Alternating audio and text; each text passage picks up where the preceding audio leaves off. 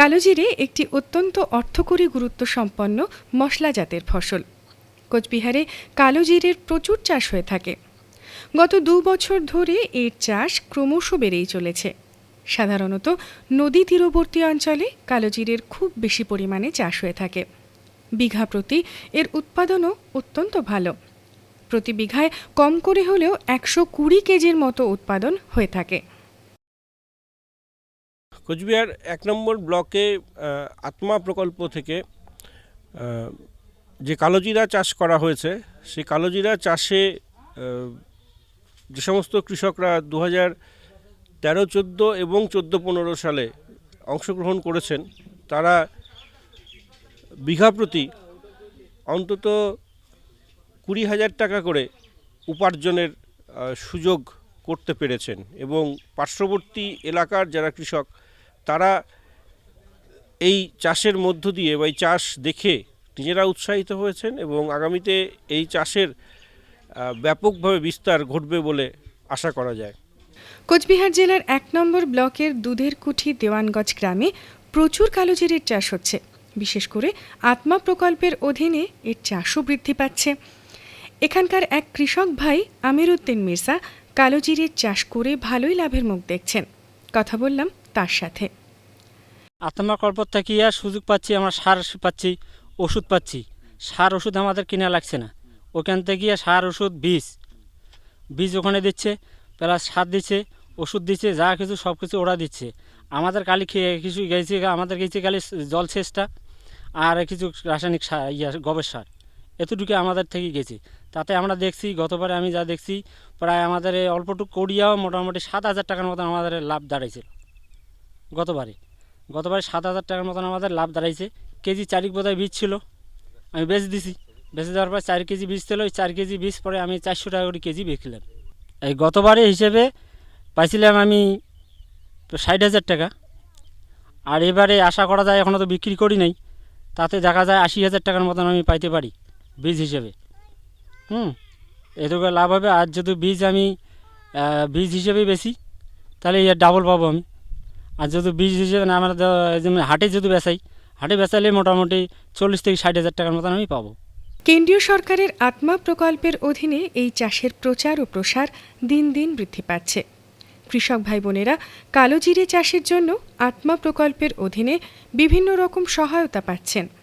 Block technology manager বিকাশ সাহা আমাদের বললেন, আত্মা প্রকল্প থেকে চাষি ভাইদের চাষ করানোর উৎসাহ দিতে স্থানীয় জাতের যেগুলো উচ্চ ফলনশীল জাত, তার বীজ বিঘা প্রতি 1 কিলো দেওয়া হয়। এর জন্য রাসায়নিক সার, ইউরিয়া, ফসফেট, পটাশ, জৈব সার হিসাবে ট্রাইকোডার্মা ভিরিডি, সিউডোমোনাস এবং পেসিলোমাইসিস, রাসায়নিক সার হিসাবে ইউরিয়া, ফসফেট, পটাশ এবং জৈব সারের হিসাবে আমরা অর্গাফাট এবং অন্নপূর্ণা এই ধরনের জৈব সার চাষি ভাইদেরকে দিয়ে থাকি।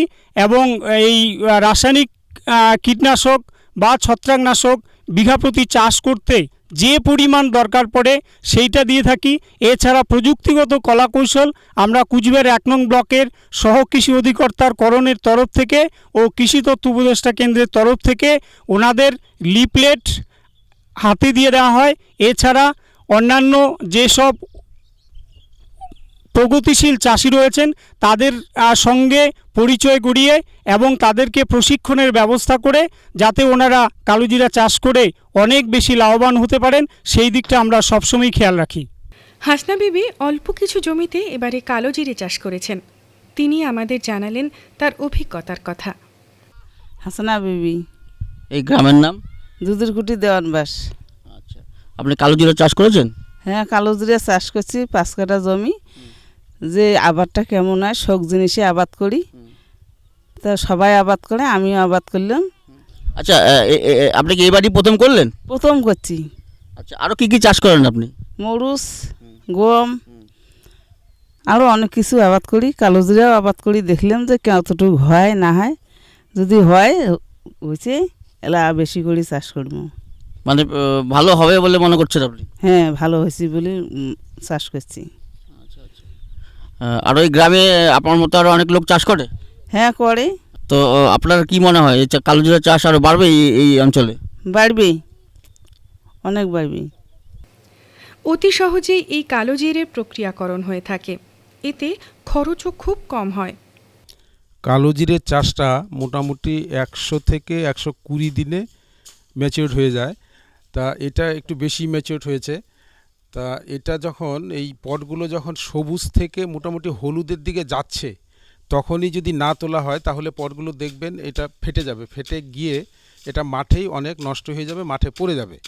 তা সেই জন্যই আমরা বলি যে যখনই এই পটগুলো সবুজ থেকে সবেমাত্র হলুদের দিকে যাচ্ছে, তখনই আপনারা এগুলো কেটে নিয়ে বাড়িতে এসে ভালো করে একটু শুকোবেন। শুকিয়ে যখন এই পটগুলো ফাটা ধরবে, তখন এইভাবে পিটিয়ে পিটিয়ে এই বীজগুলো এই পট থেকে ছাড়িয়ে নিতে হবে। কালো জিরেটা ওই আপনার এই এখন সিজনে যদি বিক্রি করে তাহলে পরে মোটামুটি 200 টাকা থেকে 250 টাকা কিলো বিক্রি হয়। এটা যদি ভালো করে শুকিয়ে মোটামুটি জলীয় পদার্থ এই দানাগুলোতে 10 থেকে 12% মধ্যে রাখা যায়, তাহলে পরে এটা বীজ হিসেবে রাখা যায়। পরবর্তী সময়ে বীজের সময় বিক্রি করলে পরে প্রতি কিলো 400 থেকে 450 টাকা বিক্রি হয়। ইনার যা ফলন দেখছি তাতে করে বিঘেতে প্রায় ধরুন 3 কুইন্টাল খানিক হবে। তাতে করে যদি বীজের সময় বিক্রি করতে পারেন তাহলে সেটা গিয়ে দাঁড়াবে 1,20,25,000 টাকা। আমরা যদি কালোজিরেকে সংরক্ষণ করে বীজ হিসেবে বিক্রি করতে পারি, তাহলে এর থেকে প্রচুর লাভ করা যেতে পারে। হ্যাঁ, কালো জিরে সংরক্ষণ করা, বীজের জন্য সংরক্ষণ করাও খুব সহজ, কেননা এটাতে মানে ঝাঁঝালো ভাব আছে, সেই জন্য পোকামাকড় খুব কম লাগে। এবারে যদি আমরা ওই শুকিয়ে নিয়ে এর হিউমিডিটিটা, জলীয় পদার্থটা 10 থেকে 12% মধ্যে আনতে পারি, তারপরে যে পাত্রে রাখবো, এয়ারটাইট পাত্র হলেই ভালো হয়, সেখানে যদি নিম পাতা তারপরে লঙ্কা এগুলো দিয়ে যদি মুখটা আমরা বন্ধ করে দিই, তাহলে পরে আর কোনো কীট শত্রু আসার কোনো সুযোগই থাকে না। তারপরে আমরা মানে আগামী বছর যখন বীজ হিসেবে বিক্রি করব তখন অনায়াসেই বিক্রি করতে পারি। তবে লক্ষ্য রাখতে হবে বর্ষাকালে মাঝে মাঝে খুলে দেখতে হবে, এবং যদি জলীয় পদার্থ বেড়ে যায় তখন সেটাকে আবার একটু রোদে শুকিয়ে নিয়ে ঠান্ডা করে আবার পাত্রে, মানে যে পাত্রে আমরা বীজ হিসেবে রাখবো সেখানে রেখে, মানে ঠান্ডায় শুকিয়ে নিতে হবে, একদম গরম গরম কিন্তু পাত্রে রাখা যাবে না। শুকিয়ে নিয়ে রেখে তাতে আমরা ওই নিম পাতা তারপর লঙ্কা দিয়ে মুখটা বন্ধ করে দেবো। তাহলে পরে আর কোনো কীটশত্রুর, মানে আমরা মজুদ যে শস্যের কীটশত্রুগুলো থাকে সেগুলো আর কিছুতেই আসবে না। দেখে নিলাম কালোজিরে একটি অত্যন্ত লাভজনক চাষ। আত্মা প্রকল্পের সহায়তায় এই লাভের হার দিন দিন বৃদ্ধি পাচ্ছে। সঠিক সময়ে সঠিক পদ্ধতি মেনে এই চাষ করলে নিশ্চয়ই কৃষক ভাইরা আরও বেশি লাভবান হবেন।